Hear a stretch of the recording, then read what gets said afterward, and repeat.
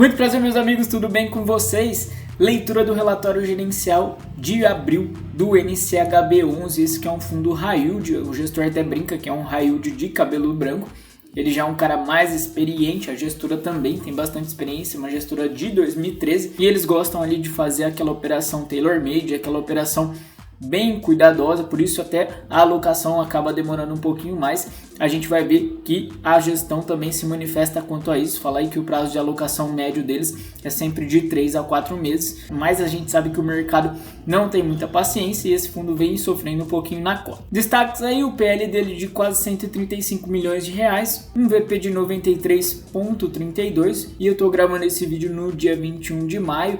Ele fechou agora em 94 e alguma coisinha, então bem próximo do VP. Distribuiu aí 0,65 por cota, dividendo de yield mensal de 0,7%. Se a gente explodir para 12 meses, daria ali 8,4%, então seria um rendimento de um fundo middle risk mais ou menos, mas se a gente olhar os últimos 12 meses foram 12,16%, então de fato é um fundo high yield, entregou mais de 1% ao mês. Apresenta aí hoje 6.424 cotistas e uma liquidez média diária de 488 mil reais, é um fundo ainda pequeno, e o que mais chama a atenção aqui, só 56,49% do PL alocado. Partindo para o comentário da gestão, eles iniciam dizendo que o valor distribuído em abril foi influenciado pelo volume grande aí ainda em caixa da terceira emissão, que finalizou em março de 2021, e também pela característica do pagamento de PMT de alguns ativos. Informa que no mês de abril foram investidos aí 13,6 milhões no CRI Canyons, uma operação de loteamento performada, então já totalmente acabado, só com o risco aí de vendas de IPCA mais 9%. Com o montante de CRIs da carteira, ele tem uma taxa de remuneração ponderada aí de inflação, 75% em IPCA, 25% em GPM, acrescida de um cupom de 9,76%. Esse cupom equivale a uma receita mensal de 0,78%, a qual ainda é acrescida a taxa de inflação. Se a gente colocar a inflação de mais ou menos 6,5% dos últimos 12 meses, a gente tem praticamente aí 16% do total da rentabilidade do fundo. A gestão também informa que está migrando cada vez mais a carteira para IPCA, entendendo aí que o IGPM explodindo em mais de 32% nos últimos 12 meses pode acabar gerando algum problema no lastro das operações. Informa também que no mês de maio já houve um investimento aí de 10,5 milhões de reais em duas operações residenciais em construção, com taxa de IPCA mais 12%. Essa taxa está bem interessante, a gente sabe que o spread está ficando um pouquinho mais comprimido agora em 2021, especialmente pela liquidez que existe no mercado de crédito, e finaliza dizendo que tem uma operação de 10 milhões de reais em fase final de diligência, com uma taxa de IPCA mais 9%,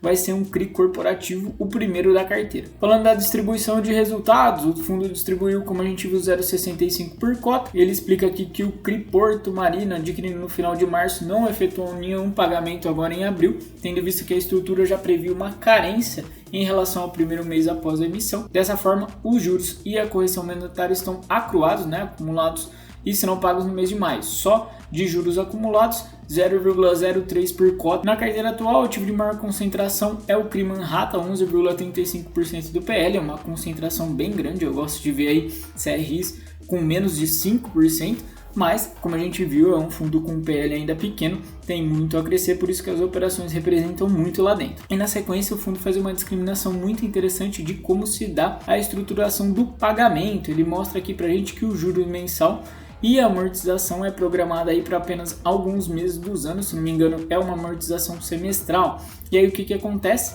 Ele diz pra gente que na contabilização do CRI, a correção é disponibilizada para distribuição apenas quando é realizado o pagamento de amortização.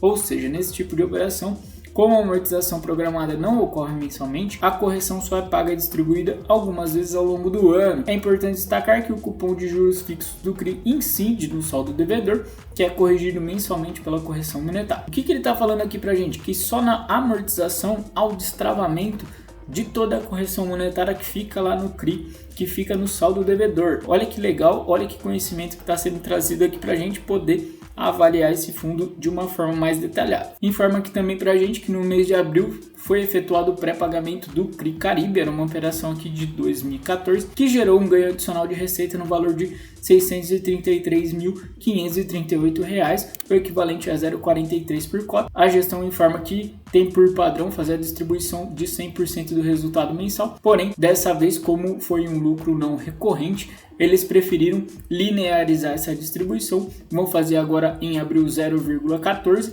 e aí maio e junho também vai manter esse 0,14 e é até uma forma de trazer mais conforto para a própria gestão com a velocidade de alocação mais tranquila deles. Falando em velocidade de alocação, a equipe de gestão reforça que trabalha com planejamento de alocar os recursos do caixa em um período de 3 a 4 meses após o encerramento da emissão.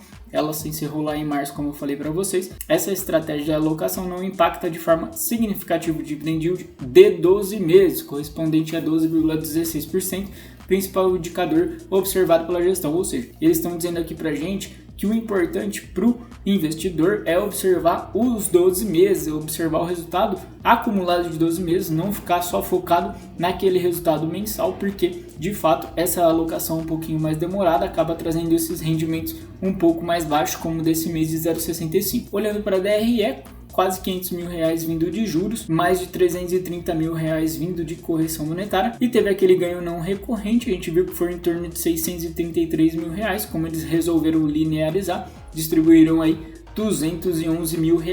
Dois gráficos bem legais de composição de receita, a gente percebe que juros e correção monetária todos os meses aí vão alternando um pouquinho, às vezes a correção paga mais, às vezes os juros pagam mais, e nesse mês específico aqui teve o não recorrente. Abrindo as receitas por tipo, interessante a gente observar aqui que até setembro era 100% da carteira, aí o fundo resolveu colocar um pouquinho de multipropriedade e hoje ele está até mais diversificado, e no mês seguinte, como a gente já adiantou, vai vir corporativo. Olhando para o histórico de rentabilidade do fundo, a gente viu que veio 0,65 por cota, mas esse fundo aqui já chegou a distribuir no ano passado 1,20, 1,09, 1,25, por isso que a cota está um pouquinho mais espremida. Quem entrou um pouco aí desavisado com a última emissão estava esperando um resultado maior e acabou vindo esse 0,65. Olhando agora para a carteira, são 11 ativos, me incomoda ver aqui 3 com um percentual do PL muito grande, né? Mais de 9%, então acho que é interessante a gente olhar com cuidado. Quem quiser realmente investir nesse fundo, se atentar melhor nessas operações. Também é interessante a gente notar a razão de inadimplência dessas carteiras. Também é sempre importante a gente notar o percentual de inadimplência de cada operação. A que chama mais atenção é essa do grupo 100, tanto o Sênior 1 quanto o Sênior 2, com 4,8% de inadimplência, mas são níveis bem tranquilos. Olhando por indexador, isso está meio fajuto, né? Porque tem esses 43% alocados no caixa, mas olhando realmente o que está em CRI, tem uma preponderância grande aqui em IPCA e um pouco menos em IGPM. Olhando por setor, tirando o que está em caixa, 35% em loteamento, 6% em multipropriedade, 11% em estoque, em incorporação residencial. Uma informação que eu trago para vocês é que o gestor já deu indícios aí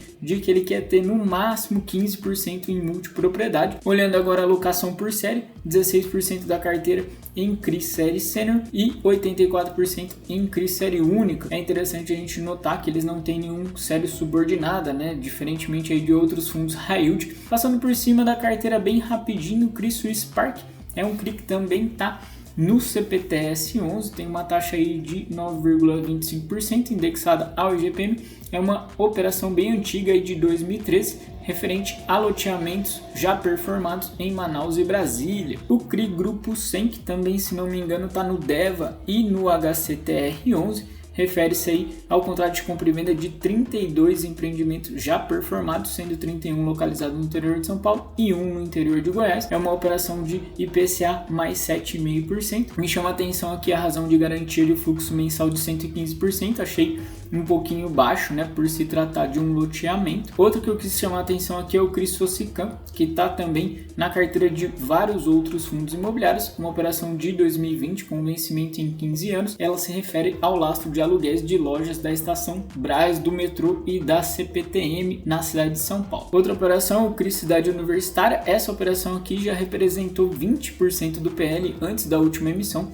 Realmente o fundo ancorou esse CRI. Ele tem uma taxa aí de 10% mais IGPM, 15 anos da operação, e é um loteamento aqui com 1.700 contratos ativos na cidade de Juazeiro, na Bahia. Fechando essa análise da carteira, o CRI Bonavita, que também está presente em muitos fundos imobiliários, refere-se aí a uma operação de multipropriedade na cidade de Gramado. Para fechar, eu olho a estratégia do fundo. Ele diz pra gente aqui que ele quer um dividend yield mínimo de inflação mais 6%. Ele quer também uma diversificação geográfica da carteira e também por tipo de ativo. O risco de crédito mínimo de 60% em crédito pulverizado, lembrando, no máximo 15% em multipropriedade, e o saldo vai estar em CRI concentrado. Rentabilidade alvo mínima dos ativos, inflação mais 7,5%, ou seja, ele não entra num CRI que tem um cupom aí menor que 7,5%. Pessoal, o que eu tinha para falar desse fundo era isso. É realmente uma leitura bem rapidinha do relatório gerencial. E um dado muito legal, na terça-feira, dia 2 de junho, a gente vai receber a gestão do NCHB11 para uma live. Então, já prepara a sua pergunta. Tenho certeza que vai ser muito bacana essa conversa. Muito obrigado, até a próxima, se Deus quiser.